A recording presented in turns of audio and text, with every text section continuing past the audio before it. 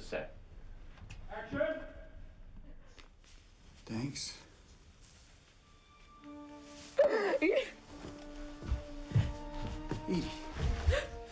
Edie! Get off of me!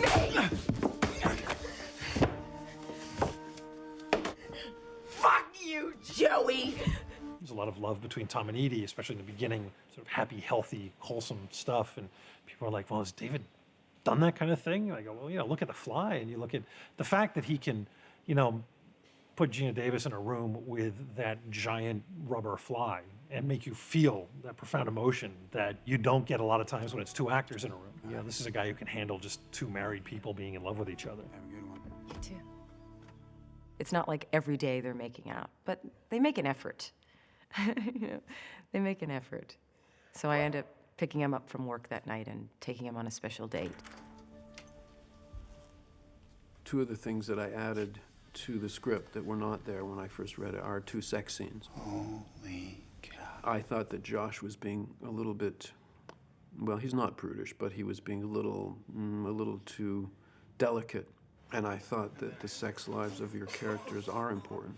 Okay, well, And to shy away from it can limit the depth of exploration of their characters. Yeah.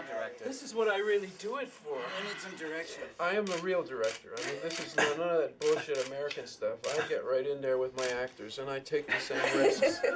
He's an auteur. I take the risks that everyone, you know, dreams about. So the cheerleader sex scene, Josh did right with my urging. No wives in here, mister.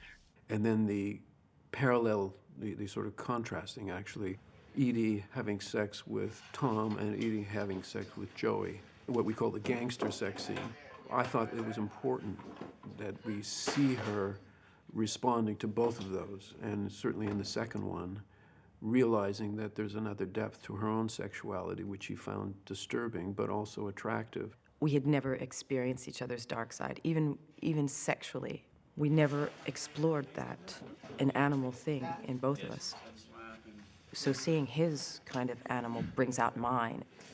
Yeah. You want that really big in his face. It turns into something both of us don't expect. Fuck you, Joey! And again, you know, is based in pure love. So there's some sort of trust there.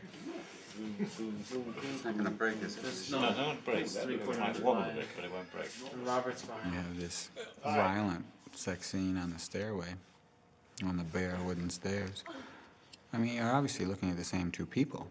David allows us to see in ourselves a duality, seemingly totally contradicting sides of ourselves. Action!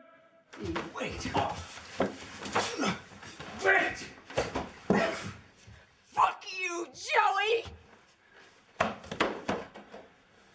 You don't have to act out violently, but to know that that's within you and within us all is, I think, healthy.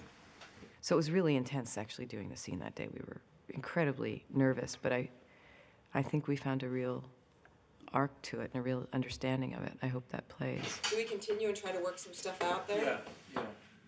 Yeah, we should try to see if we can learn the whole thing. We figure Figure out exactly what we're gonna do and how long it's gonna take. Should we just do that on camera and just figure out where we go until we come and then I leave? I think pretty much. I mean, the way the script is written, it works really nice, and it's just a question of the old movie thing where multiple orgasms in 14 seconds because you don't want to wait for the 4 hours. So you're going to be pretending to do your pant, or how's that going to work? Or you're going to figure it out as we go on? Fumble, I don't know either, but I mean, I don't mind if it's. Sexuality on the set is special. You can't just say it's like dialogue. It's not. Actors are much more vulnerable. Their own approach to sexuality is suddenly summoned up. And then that's very personal and private, and it becomes kind of open season for you have a crew standing around. That's where an actor needs to feel that he or she is protected by the director. They have to trust you, not only on the set, but in the editing process, that you understand what they're giving you and that you will not misuse that. If he does my neck, Maria does that, to this or here? or that. Here. Yeah.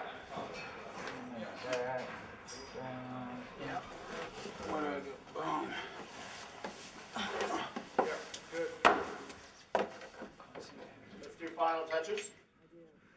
Ô noble tweet, Sois forte, sois vite.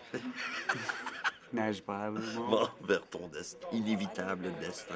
Celui d'être dévoré. Pris par une grosse tabarnak. C'est ça. Bon, moi donc ton visage.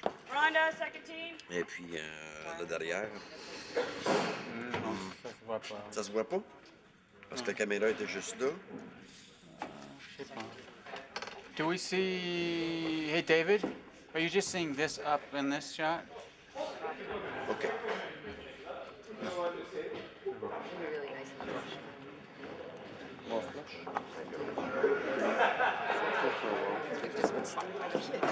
When I did the film Crash, which was very dark and extremely sexual, more so than History of Violence, the monitor was available to any actor at any time.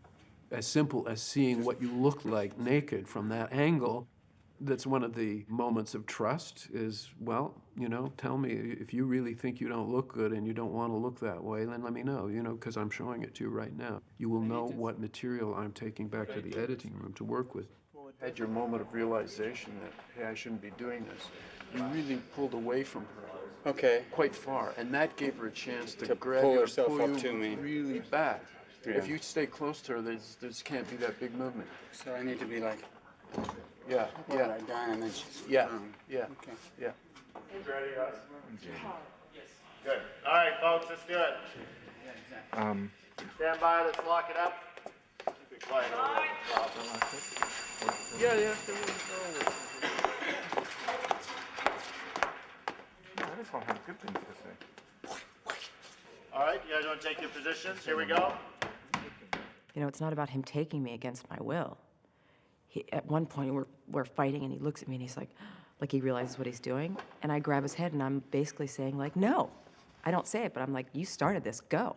Now I want, you know, okay, let me have that. And I like it. I like fucking Joey. And that's where she begins to unravel and realize there's a whole other aspect of herself she's never explored. Oh, I felt that one. I felt it too.